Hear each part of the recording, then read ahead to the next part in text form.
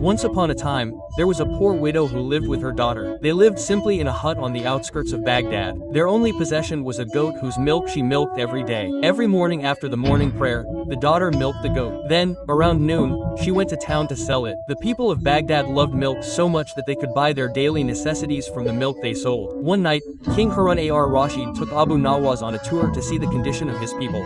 After touring the city, they arrived at the outskirts and saw a simple hut that intrigued him. "Let's go to that hut, Abu Nawas." "I wonder who lives there," said the king. "Yes, your majesty. It seems there are people living there because there's still light coming from the hut."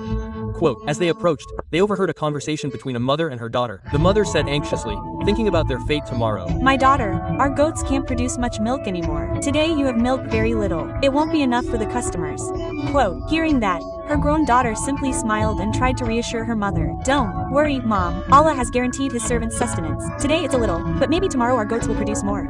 Quote. However, the mother remained anxious. She was afraid of losing customers because the milk she sold was always decreasing. She was thinking hard about how to sell a lot of goat's milk, while only getting a little milk. While thinking, a cunning idea came to her. "What if we just mix this milk with water to make it more abundant?" However, the daughter immediately refused firmly. "No, ma'am, we must not cheat. It's better to be honest with the customers. I'm sure they will understand. Besides, if His Majesty finds out, we could be punished. Lying is not a blessing, oh mother." "But His Majesty will not know if we do that." "Maybe he doesn't see, but Allah certainly sees. Even though we are poor, we must not do things that are hated by Allah." Hearing those words, the king and Abu Nawas were amazed. Even though she lived in poverty, the girl remained patient, honest, and sincerely grateful for what God the Almighty had given her. The king and Abu Nawas decided to return to the palace because it was getting late. The next day, Abu Nawas was summoned to meet the king. When Abu Nawas met the king, he asked, "What do you think about that family? Do they deserve to receive a gift from me?" "Of course they deserve it, O king. They really need it. Besides, the girl's sincerity deserves to be appreciated." "Okay, then, accompany me to deliver this gift to her." Quote, finally,